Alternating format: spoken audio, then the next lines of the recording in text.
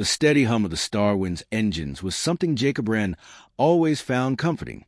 It reminded him of the night trains back on Earth, that soft, rhythmic vibration under his feet, like the heartbeat of a giant. But tonight, the sound seemed sharper, as if each thrum of the reactor carried a pulse of anticipation. Jacob wasn't supposed to be here. He was just a cargo handler, contracted for 3 runs between Vega Station and the mining colonies along the Corthic Belt. Nothing fancy, nothing dangerous, or so he thought. The Starwind's bridge had been a whirl of activity earlier that day. The crew had picked up a strange energy signal deep in the asteroid field. The captain, a broad-shouldered Tellurian with scales the color of tarnished silver, ordered the ship to hold course while the navigation officer plotted a safer route. That's when Jacob first noticed her. Kira Vera, the alien navigator. Tall, with skin the color of sunlit bronze and eyes like shards of liquid silver, Kira was unlike anyone Jacob had met. She moved with a kind of predatory grace, every step deliberate, every glance calculating. Rumor among the crew was that she had once served in the Vega Fleet's Deep Space Exploration Unit, the kind of service that changed a person. He'd only spoken to her once before, a brief exchange over a malfunctioning data console. She barely looked at him, muttering something in her own language before fixing the issue with a few flicks of her long, claw-tipped fingers.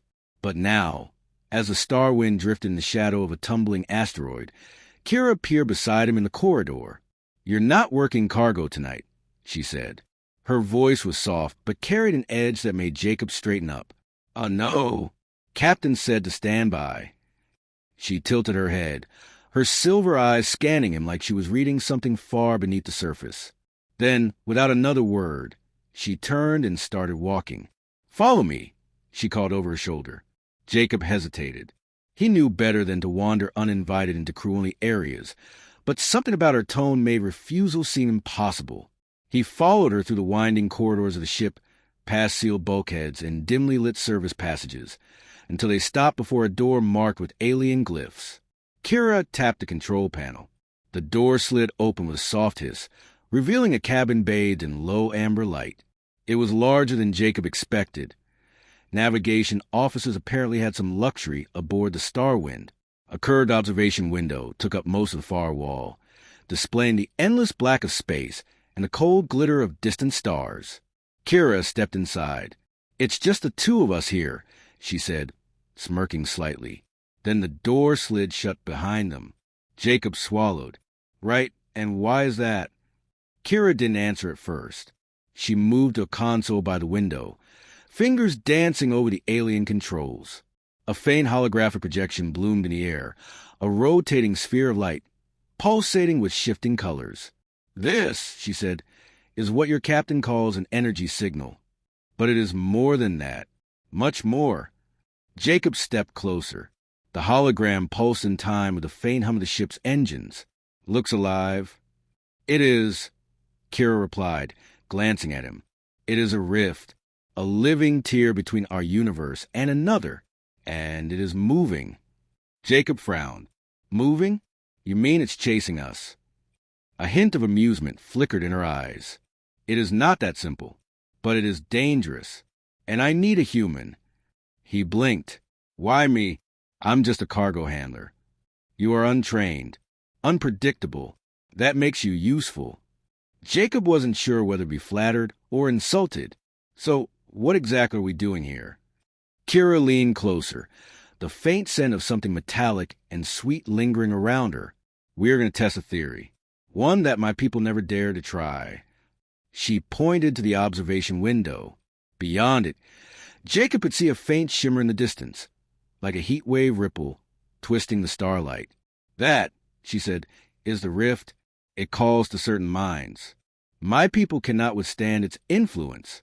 But humans," she trailed off, her smirk returning. "Humans are stubborn." Jacob exhaled slowly. "So you brought me here to what?" "Stare at it. To survive it," Kira said simply. "And maybe to close it." For the next hour, she explained in fragmented detail what she knew. How the rift appeared without warning, how ships that approached too close vanished without a trace, and how the only known survivor had been a human miner decades ago. That miner had spoken of hearing voices, of seeing impossible visions, but he had lived. As the rift grew larger in the window, Jacob felt a strange pull in the pit of his stomach. Not fear exactly, but curiosity. It was like a whisper just out of reach, a thought that wasn't his own. Kara watched him carefully. You feel it, don't you?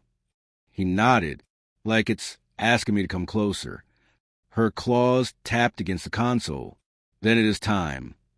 She handed him a small device, a palm-sized disc with glowing runes along its edge. This will anchor you to the ship's coordinates. If you go too far, it will pull you back. Jacob's mouth went dry. Go too far? You mean into the rift? Kira's smirk widened. Yes. He stared at her. Has anyone on this ship done that before? No alien has dared, she said softly. But you are not alien, are you? The rest of the crew never knew what happened in Kira's cabin that night. All they knew was that the Starwind altered course briefly, and Jacob was confined to quarters for the remainder of the trip. Pale, silent, and carrying the strange disc wherever he went. And sometimes, late at night, he would swear he still heard the rift's whisper.